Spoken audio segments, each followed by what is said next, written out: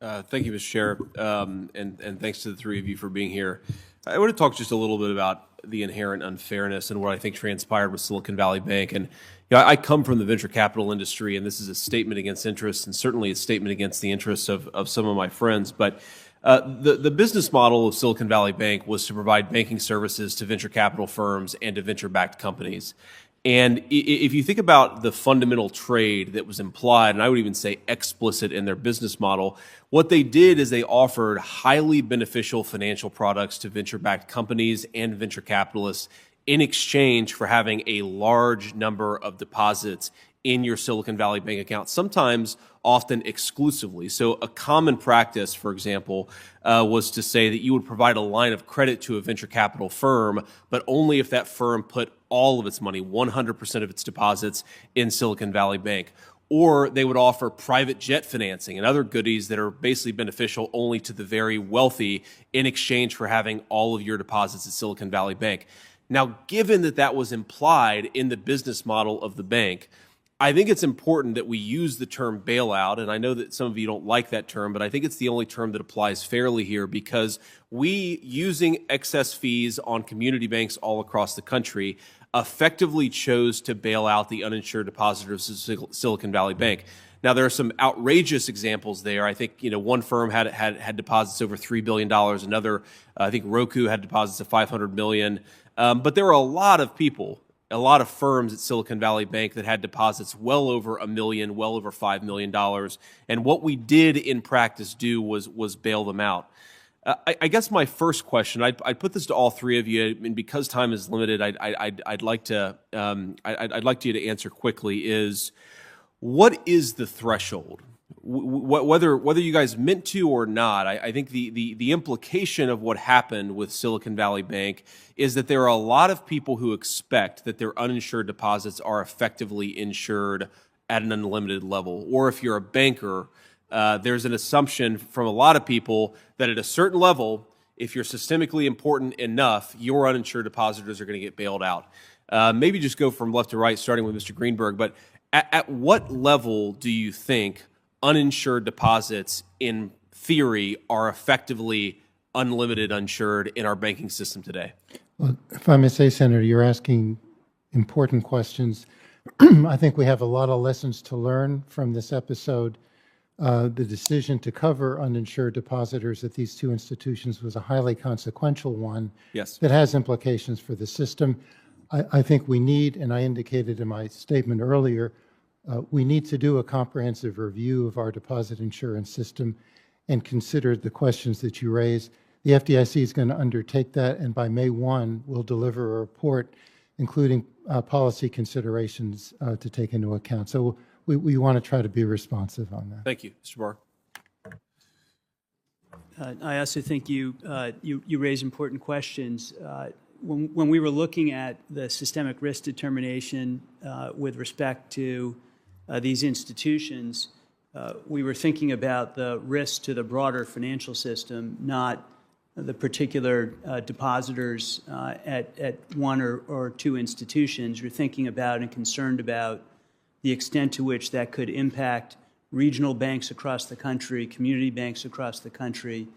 We were hearing concerns from bankers and from depositors, from businesses around the country.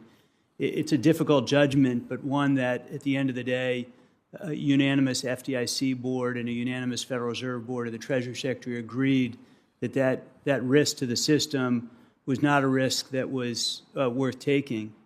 And so, today I think we can, say that the banking system is sound and resilient, and the steps we took demonstrated that resilience and the safety of deposits around the country. So I'm less concerned with the decision itself, though obviously I have a lot of questions there. I think there's an open question about whether we could have provided the confidence to the banking system and the liquidity that was needed in case of a bank run without bailing out the uninsured Silicon Valley Bank depositors. I think that's maybe a topic for a follow-on hearing. But what I worry about is the fundamental unfairness here, that we've drawn a line, and I don't know whether the line stops at Silicon Valley Bank. Maybe it goes much further. Maybe it stops there, where if you're systemically important, which is a term that's impossible for anybody here to define with confidence. If you're systemically important, your uninsured deposits are effectively unlimited in their insurance. Whereas if you're not systemically important, if you're a regional bank in Ohio, there's a very good chance that your uninsured depositors will not receive that bailout. And I think that uncertainty is a really, really big problem with what you guys have done. I'm not saying that in an accusatory way. I understand that there were reasons to do what you did, even though I don't think it was the right decision. I'm just saying I think it has some real moral hazard here. I know I'm over time here, so the one thing I'd ask here is just unanimous consent to introduce a letter to the record from American Share Insurance. This company provides private deposit insurance to most state-chartered credit unions, including the 43 in Ohio. And just on this point of moral hazard and on this point of unfairness, what I'd like you guys to consider doing is extending the same implied offer that you gave to the Silicon Valley Bank uninsured depositors to do it a little bit further down the banking ladder so that everybody benefits from the rule that you guys have created for Silicon Valley Bank. Without objection. Senator. Thank you, Mr. Chairman. Thank all of you for your service. Thank you, Mr. Chair, and thanks to Deputy Secretary for being here. I would ask just a couple of questions about our sanctions regime and potentially, efforts within this body to really ramp up that sanctions regime. So, you and I believe, discussed last year, excuse me, how the sanctions on Russia after Putin's invasion of Ukraine, what effect they were having on the Russian economy, what effects actually matched our expectations, and what effects didn't match our expectations. We're a little further down the road here. It's April of 2024. Do we have a good sense of how the Russian economy did in 2023 and how effective the sanctions were or were not at inhibiting Russian growth?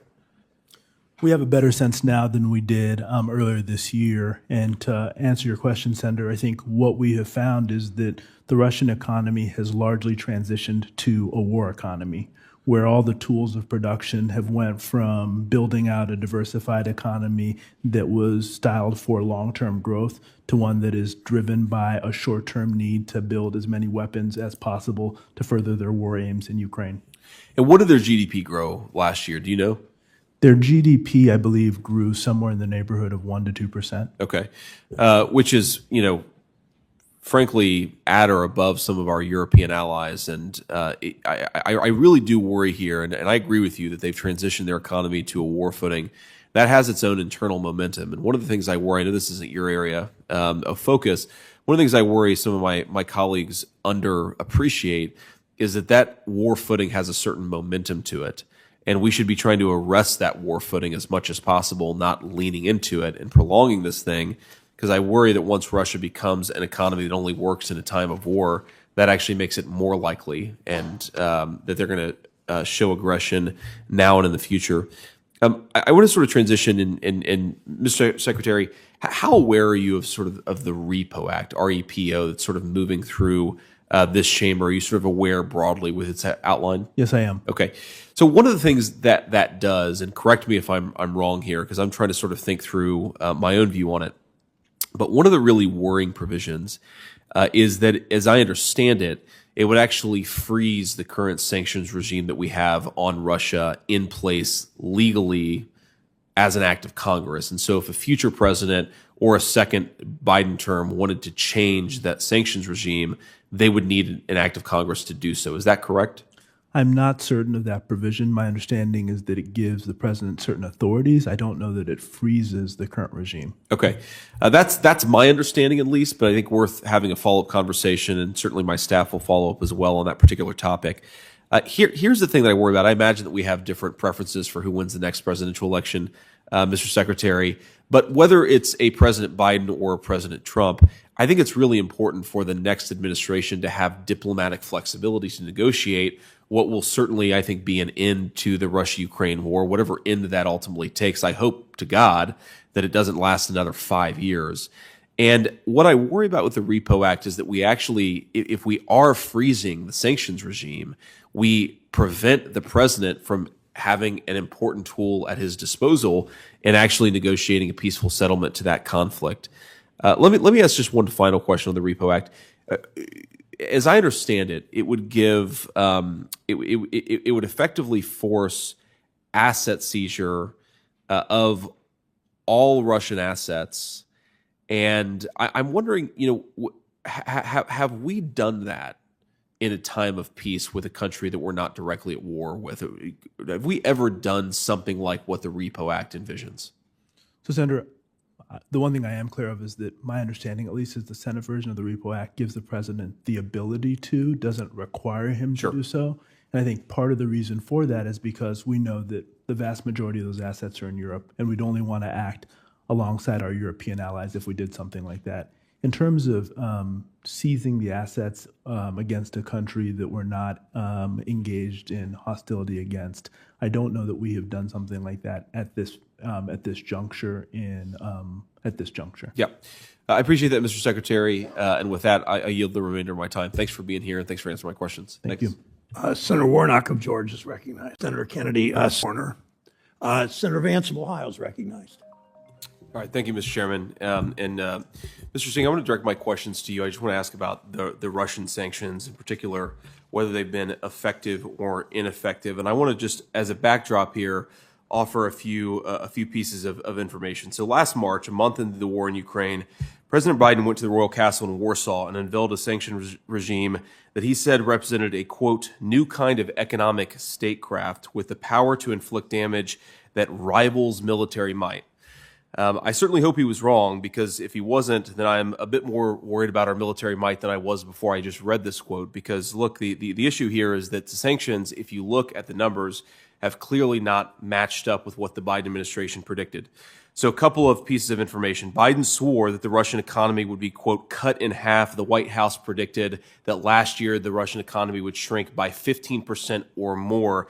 In fact, it shrank just 2.2%. Biden, I believe, said that the Russian ruble would be reduced to rubble. In fact, the Russian ruble is one of the best performing international currencies in the world today, and is worth, compared to our dollar, is worth the same that it was when the invasion began a little over a year ago.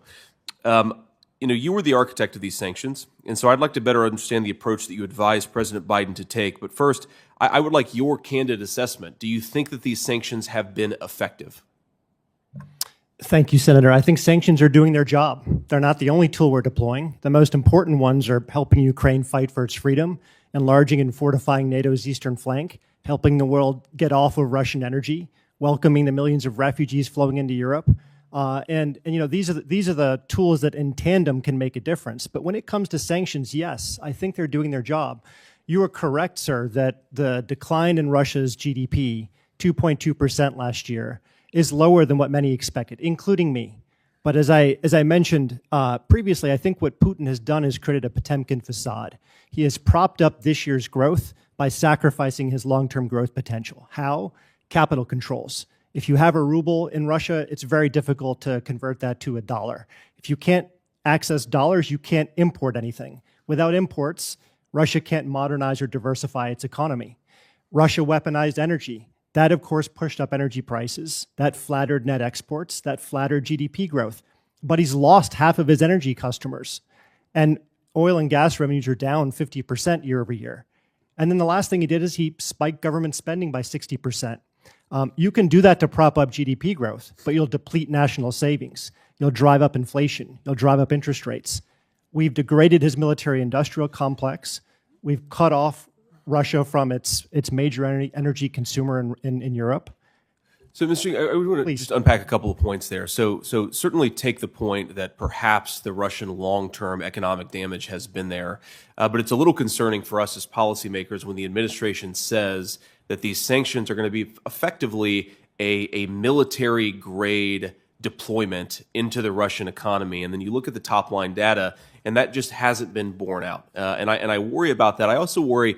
I spoke to an international relations scholar yesterday who really expressed some concern about whether America's deployment of sanctions in this particular context and the failure to see obvious short-term benefit to the Americans, obvious short-term damage, or at least nearly as significant as short-term damage to the Russians, actually causes some credibility issues with our own government.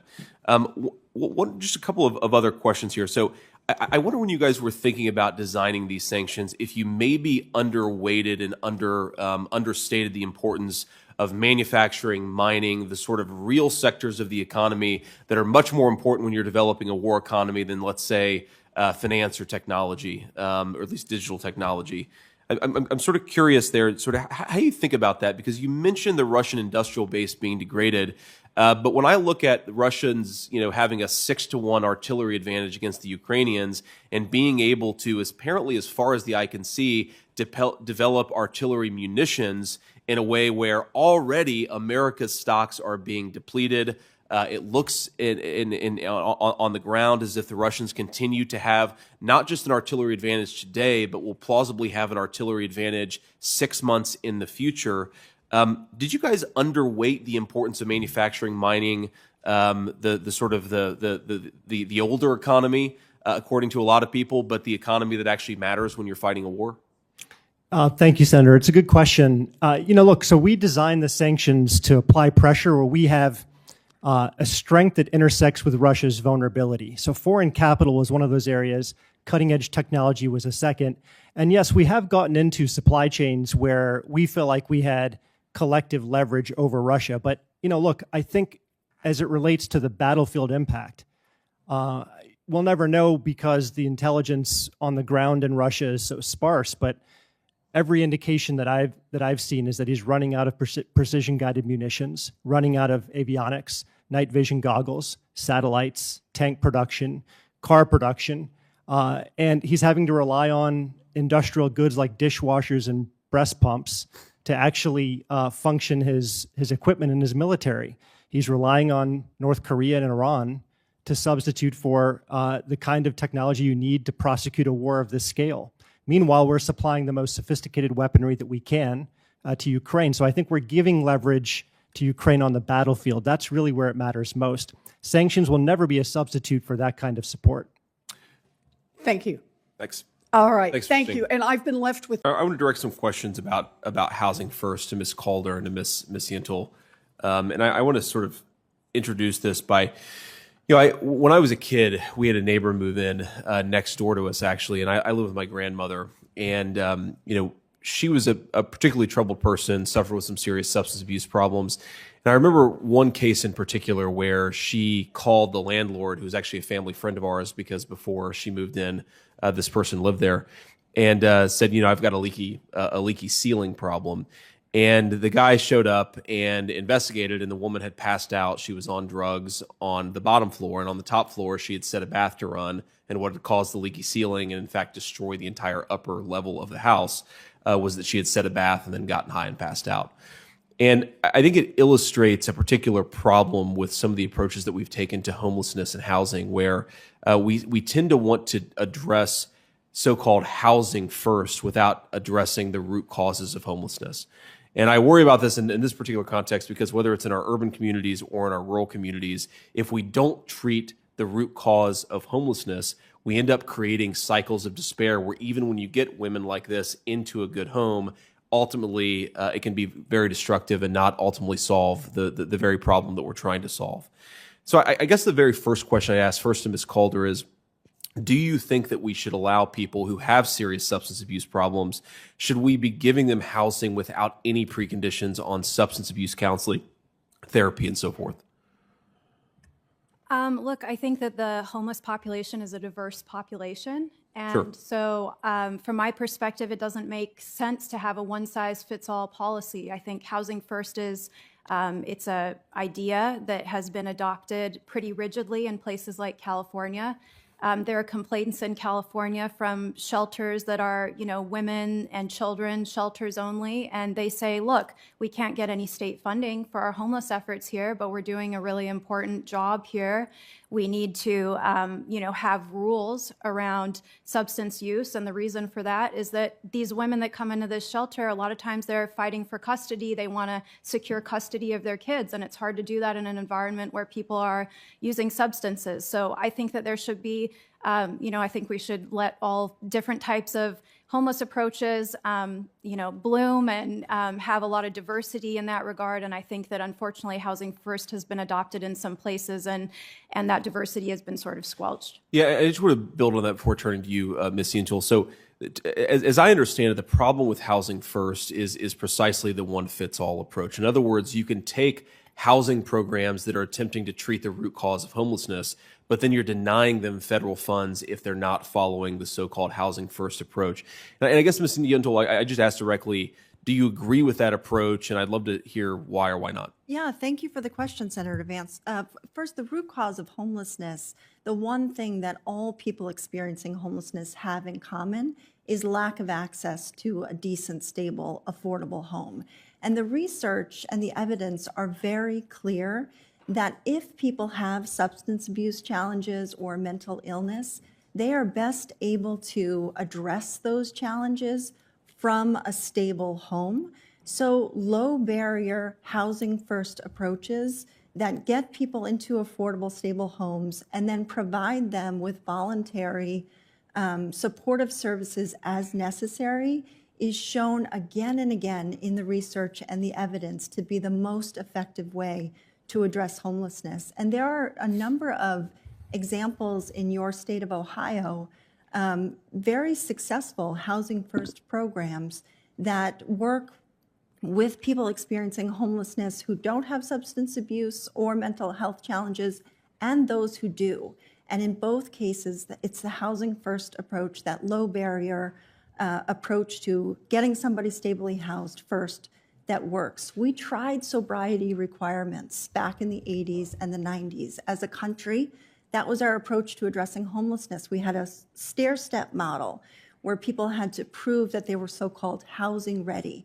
It didn't work, and it was overly expensive. So let me just a couple points on that, Ms. Cientul. So first of all, it's interesting to contrast the 80s and 90s with where we are today, because while we've been trying a Housing First based approach for the past few years in this country, as I understand it, we're spending about 200% more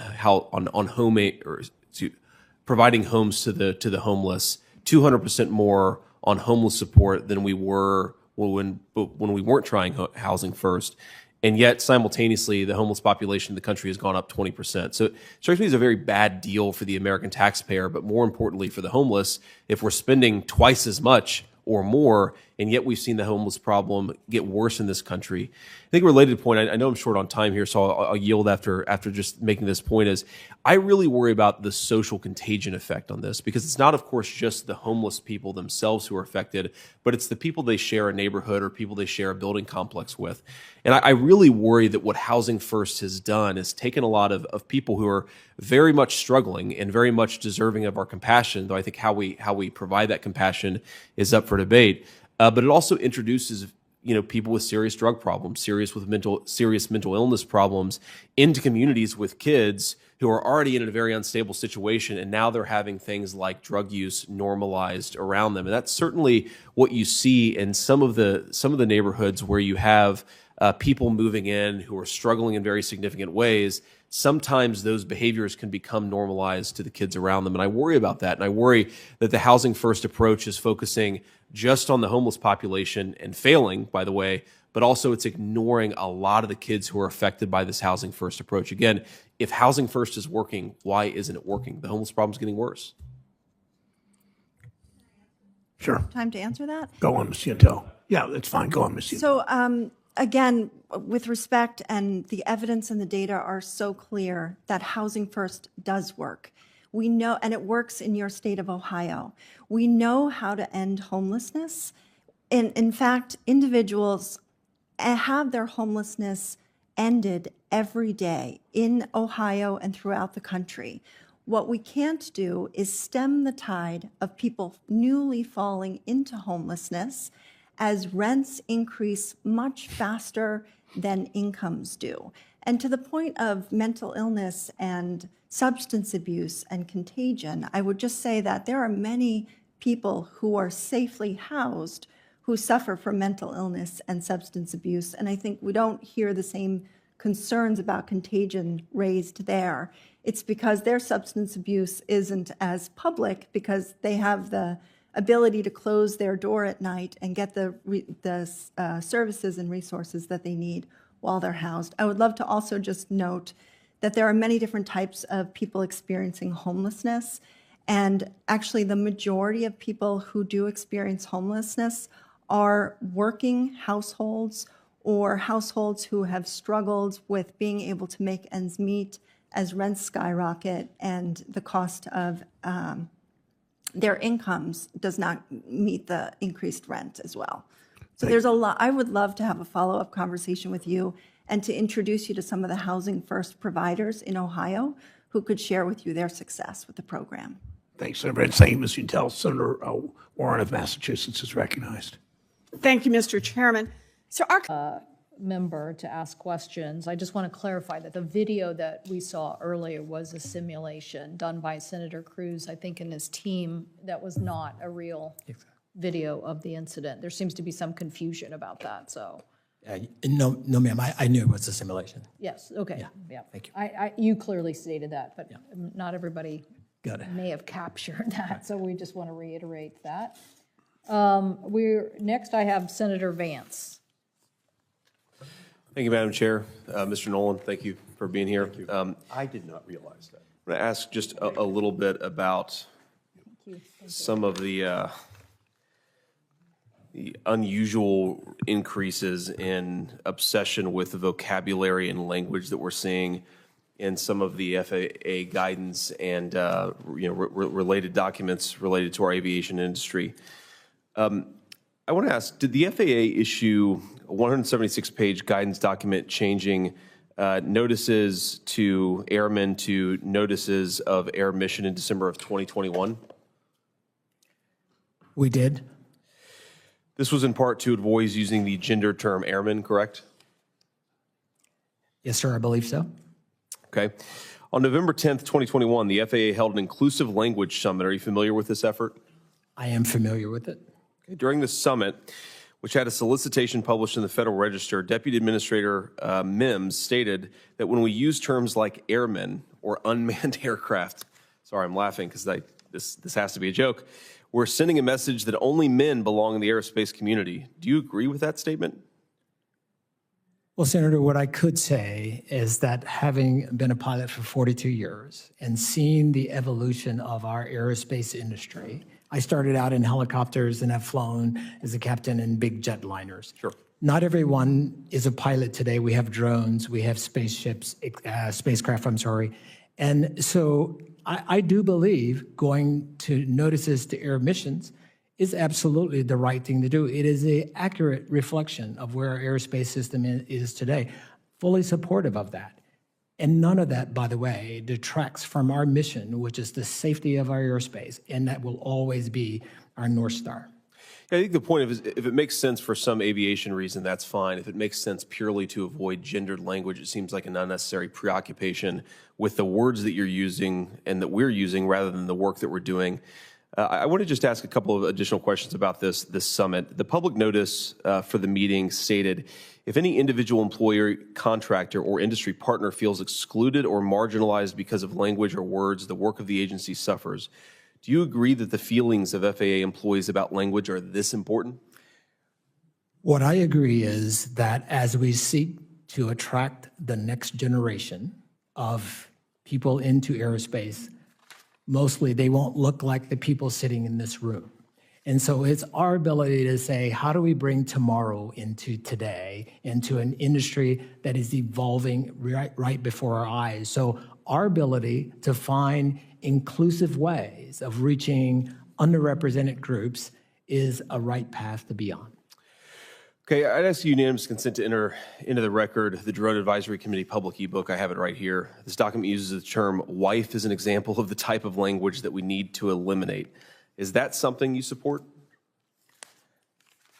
I'm sorry, could you restate the question? I'm sorry, sir. Yeah, I just said, so I'm asking unanimous consent, first of all, to enter this into the record, but it explains that wife, the word wife, is an example of the type of language that we need to eliminate. And I'm just asking if that's something you think is necessary or something you support. I'd have to give that one some more thought. Well, I would hope that the word wife is not something that or is something that we can all agree is a reasonable vocabulary word that most Americans use in their daily life. It's not something that we need to eliminate.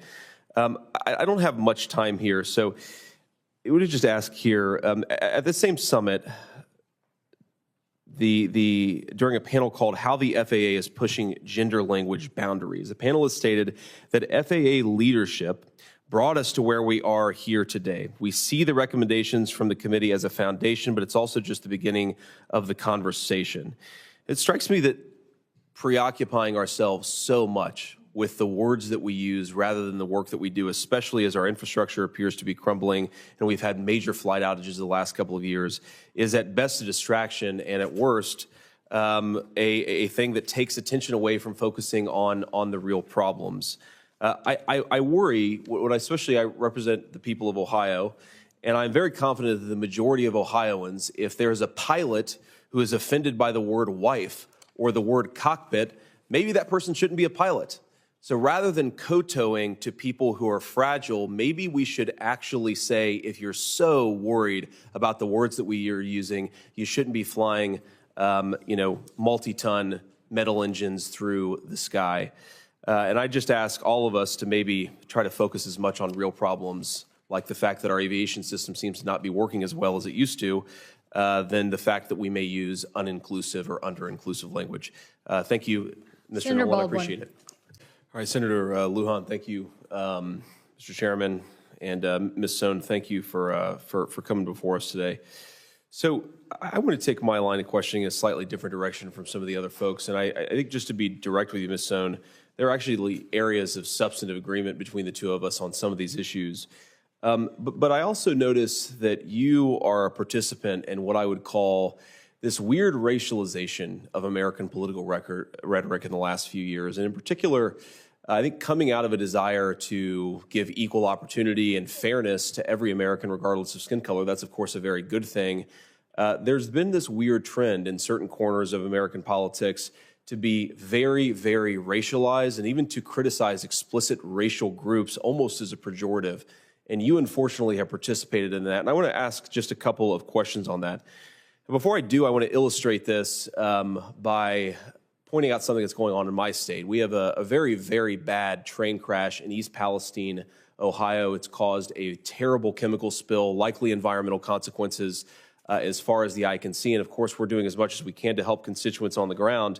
But I note that Secretary of Transportation Pete Buttigieg yesterday, when he made some public remarks, instead of commenting on this or talking about the issue or giving any reason to think that he's focused on one of the major transportation mishaps in this country over the last couple of years, he decided to instead focus on the terrible scourge of too many white men in the construction industry.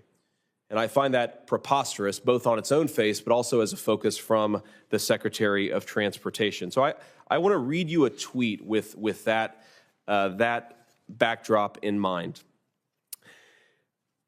And I quote, "President Obama is a raggedy black supremacist president, and his cowardly enablers would rather kill everybody than stop killing white people."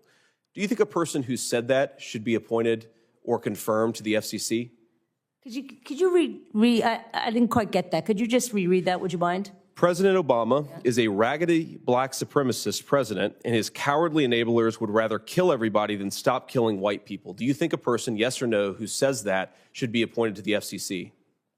I would need to know more of the context, honestly. Okay, well, I think clearly a person who said that should not be appointed to the FCC. Okay. And in fact, you retweeted the exact same thing, only with President Trump instead of President Obama, and the races reversed. Let me read another tweet, and let me ask you if this is an acceptable thing for an FCC commissioner. "Angry black woman, not a good look, Judge Brown Jackson." Would a person who tweeted that pejoratively be deserving of the position that you're seeking? I think it has nothing to do with the position that they're seeking, so not necessarily. So I think that's I know I tweeted something about Judge Kavanaugh, right? I think that's preposterous. Come on. You tweeted at Judge Kavanaugh, "Angry white man, not a good look, Judge Kavanaugh." Now, here's why I think that it's relevant. We live in a country that's very diverse. People come from very different backgrounds. And one of the things that preserves what little racial comedy and harmony we have in this country is that our leaders don't use that racial comedy and harmony like a toddler who discovered their daddy's gun. You talk about racial issues in a way that will inflame the very worst things in our country. And I fear that if you're given this position of authority, you will use that authority to continue to inflame and to continue potentially even to censor based on some of these ideas. Now, I've just illustrated a couple of ways that we talk about these issues, or some of our leaders talk about these issues. I hope that I never do. And if I do, I hope my constituents will hold me to account for it. But one of the things that I fear here is that you're being appointed to a position with an incredible amount of control over the way that we communicate with each other, the way that we debate with each other, the way that our politics actually manifests itself in the public debate. And I guess I'd ask you, do you think those comments are a good thing for the American people to hear, given how much power you will have if you get confirmed? Senator, I made those comments in my role as either a private citizen or a public advocate, and they will have absolutely no bearing on how I would act as an FCC commissioner. Ms. Stone, I appreciate that, but they reveal something about how you see the world, how you think about the world, and how you feel about the world. So I understand and respect that you made them in your capacity as a private citizen, but they are reflective of a person who will have a lot of power if the Senate confirms your nomination. And this is why I'm going to oppose your nomination, despite some areas of substantive agreement. Thank you, Ms. Stone. Senator, if I could just say, I can't just walk into the FCC and say, okay, Gigi Stone wants all these things to happen, and they will happen. Okay, first of all, I'm not going to be the chair, and let's put that one on the table and put that to bed, because that's the latest K Street rumor, right? That the White House wants to make me the chair. That's false. Okay, you have to, as an FCC commissioner, you have to follow the law. You have to follow the Administrative Procedure Act. There's a procedure before you. You have to follow the record. You have to meet with stakeholders. You can't just willy-nilly make a decision based on what your predilections are. And if I were to do that, well, first of all, I'd have to get 2 other votes, unlikely. But if that were to happen, a court could reverse it, because you have to follow process. And I think it's really important for people who think that I'm some sort of Svengali who could just walk into the FCC and make it bend to my will, that I can't do that under the law. Ms. Soto, look, I appreciate that, and I appreciate that we have a Constitution and we have certain procedures we have to follow. Of course, I'm one of 100 senators, and I can't walk into this body and make things exactly as I want them. The point is not that you'll have complete power over the FCC. The point is that we live in a country that is undergoing a series of very toxic movements in the way that we talk about one another. And I think in particular, the racial dialogue, the racial rhetoric that you've used is disqualifying. Whether you have a lot of power or a little power, I don't think it's what we need in our public administrators. I yield the rest of my time. Thank you, Mr. Chairman. Thank you, Senator. Next. Thank you. Senator Vance. Great. Thank you, Madam Chair, and Mr. Washington. Thanks for being here. I want to ask just a threshold question here. So this is from the LA Metro Equity Platform. This is a graphic that appears, I believe, on the first page. And I understand this is something, the equity platform, you've supported over and over again in some of your public comments. I'd love for you to explain what this means. Well, thank you for the question, Senator. Yes, we advocated and supported equity in a big way at LA Metro and every organization that I have been a part of. I think it's crucial for us to understand diversity, equity, and inclusion. And so what you're looking at is equity with everyone on a level playing field, if you will. And that is what we espoused at every organization that I've been in, especially LA Metro. And what do these boxes represent, I guess? I mean, they're, equality here, they have different sized boxes, and then here, there are different boxes here. I'm just curious what this is supposed to mean. Yeah. Well, that is, opportunity, if you will. Opportunity and how you position people that may be less fortunate for the same opportunities that other people might receive. Okay, I got to say, Mr. Washington, I appreciate the attempt at an explanation there, but I don't fully understand why equality and equity are different. I would assume that equality of opportunity is something that we all believe in and agree with. I worry just in some of your public comments and some of the things that you've said, you tend to take this focus of explicitly saying that color blindness, of looking at people without regards to skin color, is somehow in and of itself discriminatory. And I was hoping to elucidate that a little bit by appeal to this chart and try to understand it a little bit better. But I have to be honest, and I'm not trying to be rude, Mr. Washington, I just don't fully understand what this is meant to convey and how it might influence some of your policies. In an effort to kind of drill down to that, I just want to ask just a few questions here, because the aviation industry is maybe the single industry where aptitude and where safety matter more than almost anything else. I mean, I can't imagine even going under the knife. I'd probably choose having a safe pilot as more important than even going under the knife for a surgery. So I just want to ask sort of how this criticism of color blindness that you've had in some remarks in your career intersect with how you think about the standards for pilots that exist in the aviation industry. So a few just very direct questions. Do you believe that white, black, and Latino airline pilots should be able to read, speak, and understand English before becoming commercial airline pilots? Yes, I do. Great, thank you. Do you believe white, black, and Latino airline pilots should have to hold the commercial pilot certificate and an instrument rating as they currently have to do? Yes, I do. Great.